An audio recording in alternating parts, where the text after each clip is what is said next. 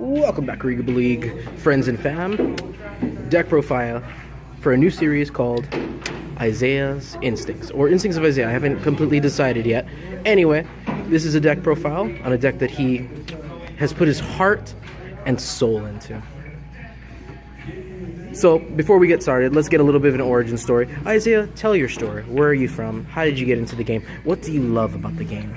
Well, as far as how I got into the game, I met a man named Jesus, and I followed him around a bit of Central Asia for a little while, and eventually, after learning everything I could from him, he apparently dropped this, just amazing fucking book called the Bible, and I had my bit to say in it, and it was kind of after that that I realized, fuck this shit, playing card games is probably a little bit better. So what he's basically saying is that he is blessed.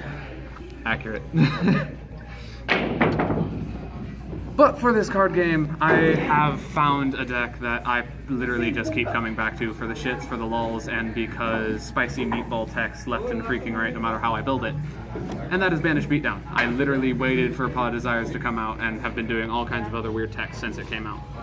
Starting the general deck list off though, with just probably the best card that I've actually seen for this thing. 3 Eater of Millions. For the obvious, simple banish 15 of your extra deck, and hey, free monster that gets rid of more shit and banishes more things for you. Great thing about him actually is that he can't be used for a bunch of different things, but more often than not, he can't be tributed, so he can't be kaiju'd, as well as because he can still somehow be used for a link, so link Karibo whenever you need to stop shit as well. Really easy way to help you stall, especially if you're running soul absorption. Next up, if I could actually organize my stuff. MVP, Grand Magi Daeza. Basic, gains 400 for every single one of your banished cards, so obvious, he's how you OTK, he's how you win. Next up, easiest out of deck banish target, Necroface. Gold Sarcophagus makes it a +6 for any of your attacking and all your banish setups. Not to mention it fucks with your opponent depending on what exactly you get them to mill banish off of it. It's literally just a great card. If it was at 3, I'm pretty sure there's a couple of FTKs from it anyway, so there's a reason it's at 2. Next up, some spot removal, 2 Radians, 2 Kumamungus. Radiant is a dark, a Lure Darkness target, just like Necroface, and then level 7, so Sacred Sword is 7 stars.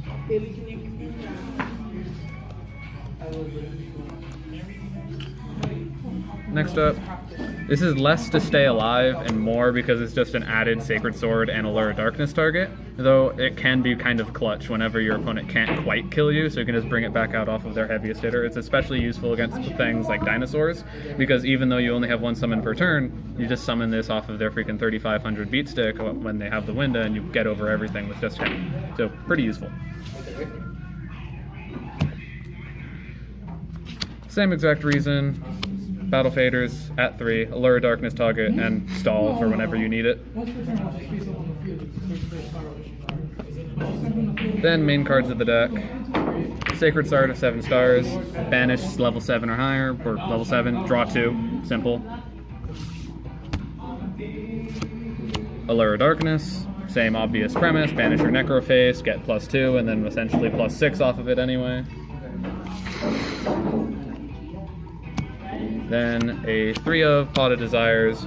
You run the 3 of, obviously because you want to see it as much as possible because you banish 10 and get a +2, obviously very useful. A lot of times though, what I find myself doing is I side out the 3rd one for a tech card for against the particular deck I'm running in, so it's more at 3 just so I have the easy tech out, because if you draw too many because it's a 3, obviously it just ends up dead in your hand, so it's not useful. Regardless, at 3 for the easy tech out and because you want to see it as much as possible anyway. Next up, your basic removal, Dark Hole, Interrupting Slumber, and Raigeki for simply getting rid of shit. The 1 of D-Fissure because just if you're going first and you didn't exactly expect to, you have D-Fissure to fuck with your opponent regardless. Monster Reborn for the spicy steals and for getting your Grand Maju back occasionally when it's not banished. Only 2 Gold Sarks because you only really have 2 targets you want to use all the time, and the third one ends up just being clocky anyway. Twin Tweeties, one of the only discard cards you have in the deck. Obviously, this is mainly an OTK deck, so back row is a bitch. You get rid of that.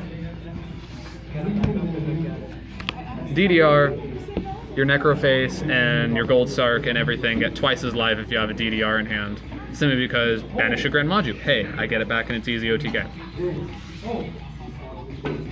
And then lastly, the 2 of main decked evenly matched, simply because a lot of times you will not have everything you need to go off, but you can't let your opponent just do whatever he wants, so you try to get rid of his board and simply move on so you can OTK later. The only reason I don't run 3 is because I found for some reason whenever I ran 3, I found 2 in my hand, and that ended up preventing me from doing anything I wanted with the deck regardless.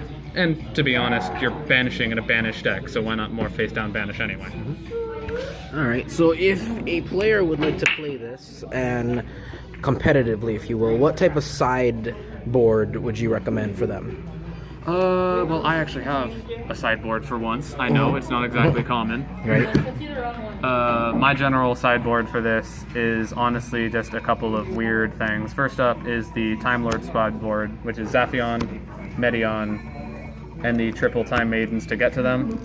Obvious reason number 1 is Time Maiden banishes itself, so it's an easy banish for a lot of different things, as well as it gets out your instant removals, Zaphion back row, Medion monsters. Just when you need more consistency rather than evenly matched, you have better options if you need it. Not to mention if they're immune to certain traps or whatever. Okay. As well as it outs boards a lot easier than evenly matched can. Sure. Even though it still takes up the same battle phase slot.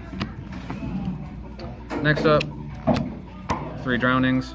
Reason you run this is because you will almost always find the occasional hands where you just can't do what you want, and just getting rid of something isn't necessarily the best option. So if you find yourself having those hands or being against a deck that is just really aggressive, so it's hitting you every time you do that, this will just obviously get rid of whatever they have when you're trying to deal with that. Even though those ones are only good if you have nothing on the field? Yeah. You prefer that over any other Mirror Force? The reason is because for the most part you don't have anything to put on the field in the first place. You have the Battle Fader and the Gores, and other than that, those are your only defensive things. And if that's not cutting it, if the Gores isn't being useful enough or you're just getting OTK'd through it, the Drowning is just the better option. Okay. Good explanation. Lastly, the obvious floodgates, anti-spell for pendulums and for any spell-heavy deck, because we don't like that. No. Royal Decrees, simply because Paleo is still an occasional annoyance, and anti-met is never fun to go up against, especially when you're trying to back row. Those people are horrible. Right, I know, right? Such evil people. All that chain burn, no one wants to deal with it. Then your 3rd evenly match, just to make sure you have it as an option to tech in. And then for when you know you're going first, instead of just the 1 of D-Fissure, the Macrocosmos to help round it out anyway. I was going to ask where the macro is. Yeah. All right. Because if anything, the D-Fissure you end up siding out anyway. It's only there for the awkward going first hand. All right. Any extra deck? Oh, the extra deck's probably the most important thing with this deck. First up, obviously, you need that big ol' Crystal Wing chicken, get the easy effect negations from monsters, hold your board. You make this, obviously, with Eater of Millions, like you do everything else in your extra deck. And then Because that's a tuner, right? Yeah, it's totes a tuner. Yeah. Next up, for your Grand Maju finishing off plays, there's the 1 of rank 3, because you totally will just summon 2 Grand Maju and then make this instead of pushing for game, because it just spot removal is too useful regardless. And then I honestly have this in here just because it's shiny and I like it, because why not? So why not indeed? Again, another random shiny, I like it, why not? It feels good. And then, obviously, I've taken this joke a little bit too far, but obviously none of this extra slot matters in the slightest because you are banishing it. All right, because of Eater Million. Exactly. You literally make none of this. You just throw it in your opponent's face. Now, another way that someone could utilize their extra deck, or their side deck for that matter, is cherries, correct? Yeah. Because you don't really use your extra deck.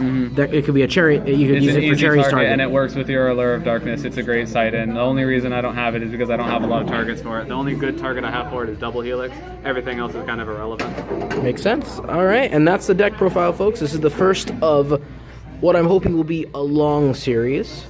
Remember to like, remember to subscribe, and remember to leave those comments, folks.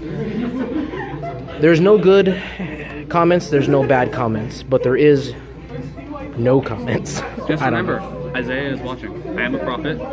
Learn to behave yourself. And that's it for this week's Instincts of Isaiah, folks. We will see you next week. Take care. Bye-bye now.